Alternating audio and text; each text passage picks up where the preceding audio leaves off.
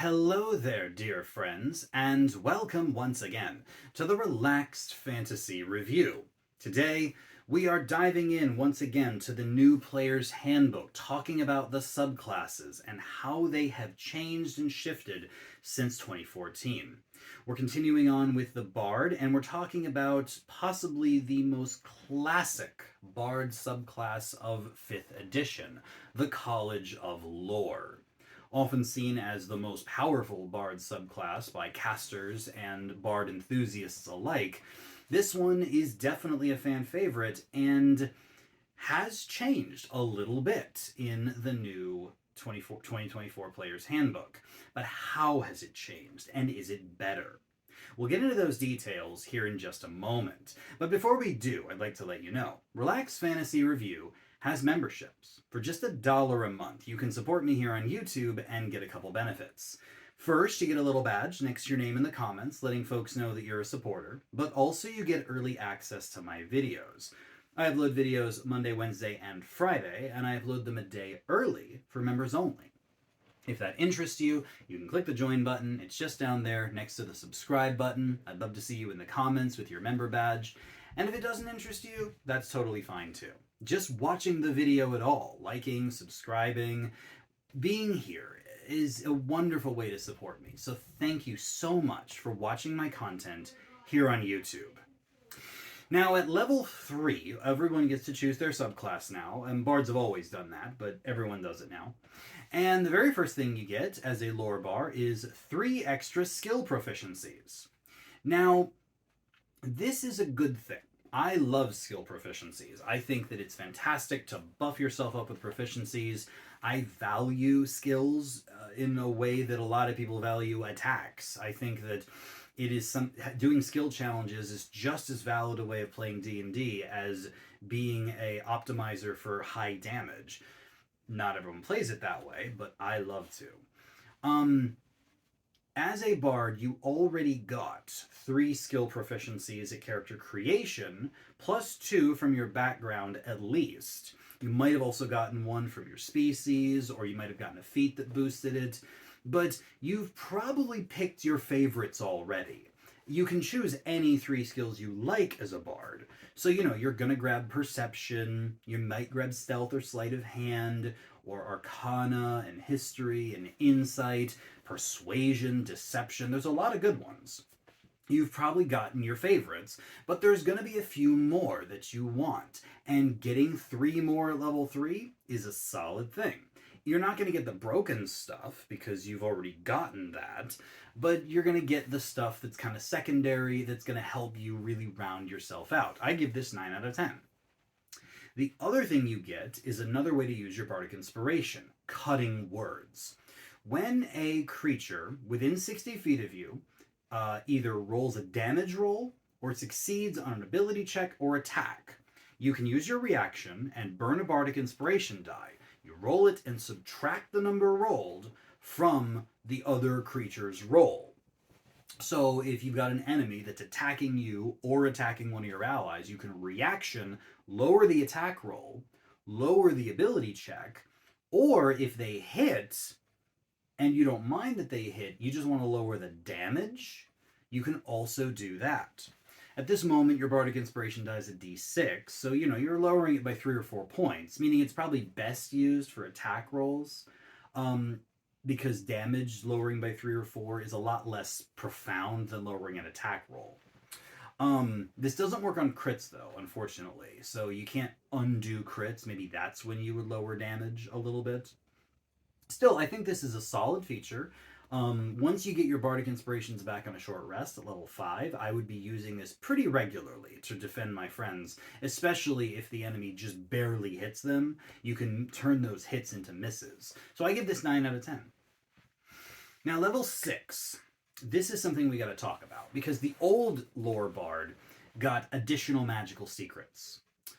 Magical secrets is a feature that has changed. In the old days, it was simply, you get magical secrets, you can now pick a few spells from other classes' spell lists. Any spell in the game, you could just snag it at level 10.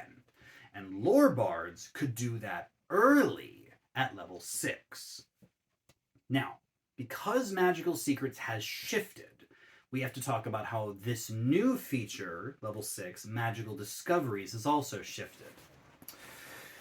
The new Magical Secrets at level 10 says that from then on, from level 10 forward, you can choose your spells from the Bard list or from the Cleric, Druid, or Wizard list. This basically just opens up the game to you. You can't snag stuff from Warlock like you used to be able to, or from Paladin. You know, no Fine Steeds, no Swift Quiver from Ranger, no Eldritch Blast from Warlock. That's just not a thing. It's got to be Cleric, Druid, or Wizard. Now, they count as Bard spells for you, and when you cast them, you're using your Charisma. Magical Discovery says that you get 2 spells of your choice at level 6. They always are prepared for you, and they have to come from Cleric, Druid, or Wizard. They can be cantrips or a spell that you have spell slots for. And whenever you gain a Bard level, you can replace one of those spells with another spell that meets these requirements. This is a little different than Magical Secrets. Magical Secrets just says, from now on, you have all 4 lists open to you. This is saying you get 2 spells from these lists, and when you gain a level, you can swap one for another one, but your main spellcasting progression is still Bard only until you get to level 10. So it's not as powerful as it used to be. Is it still very powerful? Absolutely. You can still grab wizard spells, so you can start blasting people with powerful cantrips that Vicious Mockery just isn't going to cut it for. You can grab healing spells that aren't on the Bard list. Clerics and Druids have a bigger supply. Battlefield Control is all over the Druid spell list. Support spells. There is a myriad of stuff. At the very least, if you don't know what to grab Counterspell and Fireball. Like, just grab 2 classic picks. And yeah, they can be cantrips too. If you really want guidance and you really want Firebolt or Toll the Dead, go for it. This is still incredibly strong. I wish that it worked like Magical Secrets and just opened up the lists to you early. Maybe that would be too strong, I don't know, but I'm still giving this 10 out of 10. I still think that this is a very powerful feature, even if it's not as powerful as it used to be. Finally, level 14 for the Lore Bard rolls around and you get Peerless Skill. If you make an ability check or an attack roll and you fail, you can roll a Bardic Inspiration die, use the charge, and add the number to your d20, potentially turning failure into a success. What's even better is that if you still fail, if the Bardic Inspiration die doesn't drive you to success, then you don't expend it. So there's no risk. Like, if you're making a really critical skill check or attack roll, then you can add your inspiration to it at no risk, because if you still fail, you didn't waste anything. And if you succeed, then you turned failure into success, which was definitely worth it. Yeah, this is really powerful. The only real downside is that you can't do it with saving throws. It has to be ability checks or attack rolls.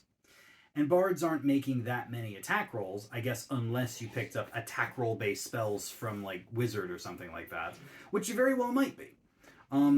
So yeah, I think this is still 10 out of 10. This is a very powerful feature that has no downside. That's the trick. You're going to have D12 Bardic Inspirations here shortly, and they come back on short rest. You probably have 5 of them. And you can just use them to boost yourself up a few times, still saving 1 or 2 for your friends or for cutting words, and they come back on a short rest. And if they're wasted, like you roll them and they don't work, then you aren't wasting them because they don't get expended. 10 out of 10 for Peerless Skill. Overall, the College of Lore is still 10 out of 10 to me. Extra skill proficiencies, boosting your own skills and attacks, cutting your enemies' attacks and abilities and damage rolls down, and getting a wider versatility when it comes to spell casting. Yeah, there's nothing here that's wrong. Everything works. The new magical secrets has affected how magical discoveries works, but honestly, I'm not mad about it. I love the new magical secrets. I think it's a great way to, kind of tweak the game, and magical discoveries just fits in with that. It's still 10 out of 10. I give the lore bard 10 out of 10. It's as good as it has been. It's just different now. You got to learn how to play it, how to play the new song, but it's genuinely a really good subclass, and I don't think you should be scared of what's new.